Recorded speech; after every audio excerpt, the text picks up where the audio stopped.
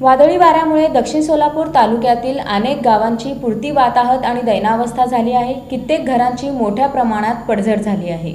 रविवारी 4च्या सुमारास वादळी वाऱ्यासह जोरदार अवकाळी पावसास सुरुवात झाल्यामुळे नागरिकांची दैना उडाली। बोरामणी, दोड्डी, कोंभारी, होडगी, यत्नाळ, पताटेवाडी, होडगी स्टेशन, आहेरवाडी भागात वादळी वाऱ्यानं हाहाकार उडवून दिला। वाऱ्याचा वेग इतका प्रचंड होता की अनेक नागरिकांचं अतोनात नुकसान झालं।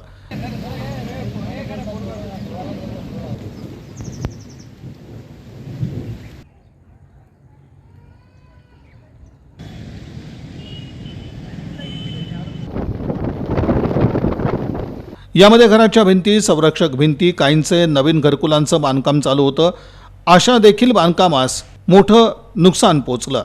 तर अनेक ठिकाणी नागरिकांच्या घरावरील पत्रे देखील उडून गेल्यानं त्यांचा संसार उघड्यावर पडला।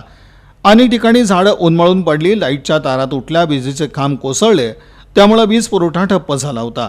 मोबाईलची सेवा देखील विस्कळीत झाली। अनेकांच्या घरावरील पत्रे पत्रावळ्यासारखे हवेत उडून गेले। पत्र्याचं शेड अलगद उडून बाजूला पडलं, त्यामुळे नागरिकांचं मोठं नुकसान झालं। नागरिकांनी या झालेल्या नुकसानीचा पंचनामा करून नुकसान भरपाई देण्याची मागणी यावेळी केली।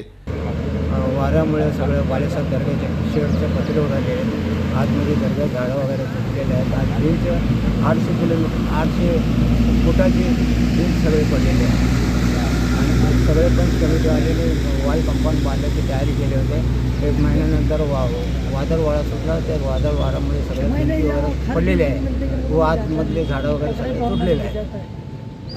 आम्ही एवढंच रिक्वेस्ट करते की आम्हाला काय तर नुकसान भरपाई मिळावी। वादळी वाऱ्यासह जोरदार पावसानं हजेरी लावल्यामुळे शेत शिवारामध्ये सखल भागात पाणी साचलं होतं।